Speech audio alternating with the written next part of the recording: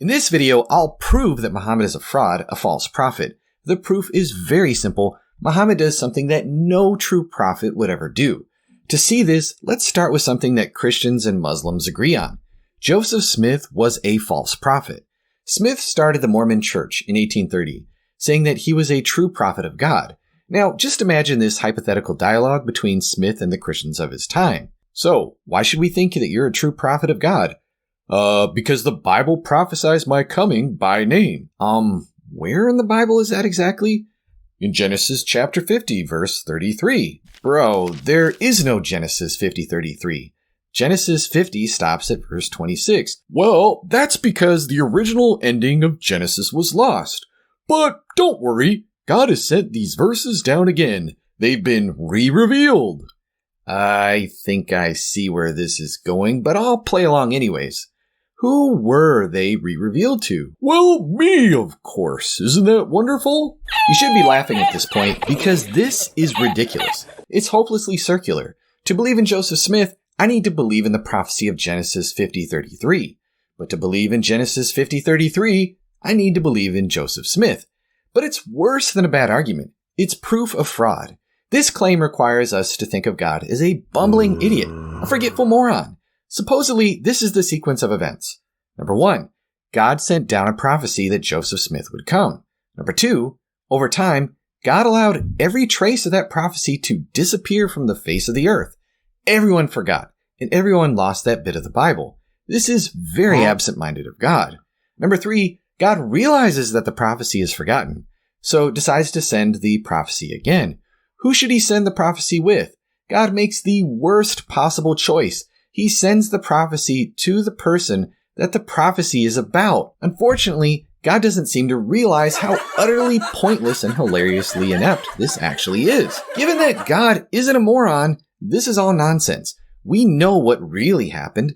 Smith tried to write himself into the Bible. It's like writing your own job reference or giving your own business a 5-star review. It's as convincing as if he turned up with a name badge saying, "Hello, I'm foretold. Just ask me." Let's call this the self-certifying strategy, or SES. So here's my claim. No true prophet would ever attempt the self-certifying strategy. If you're the real deal, a prophet truly sent from God, then there are a few options. Perhaps God foretold your coming. God, we can safely assume, didn't do this for no reason. God would make sure that when you show up, people can check the prophecy. That way, it does what it's supposed to do. Verify your claim to be a true prophet. Or perhaps God didn't foretell your coming, in which case God would find other ways to authenticate you, miracles, or your own prophecies about the future. But even if God allowed a prophetic foretelling to be lost to future generations, which seems ridiculous enough, it would be positively idiotic for God to try to salvage the situation by having the prophet re-reveal their own foretelling. Given that God wouldn't attempt something so stupid, anyone who tries to attempt the self-certifying strategy is a fraud. No prophet in the Bible attempts the SCS. So nice try, Joseph Smith, but you played yourself. Here's the point. Muhammad attempted the self-certifying strategy. He claimed that his coming as a prophet was foretold by name by a previous prophet. This prophecy was lost from all memory and all historical records, and then God sent the prophecy about Muhammad again, and God sent it through Muhammad. This is Surah 61:6. And remember, Jesus, the son of Mary, said, "O children of Israel, I am the messenger of Allah sent to you, confirming the law which came before me, and giving glad tidings of a messenger to come after me, whose name should be Ahmad." There it is. 3 steps in 1 verse. Muhammad attempted the self-certifying strategy. Surah 61:6 claims that Muhammad's coming was foretold by Jesus by name.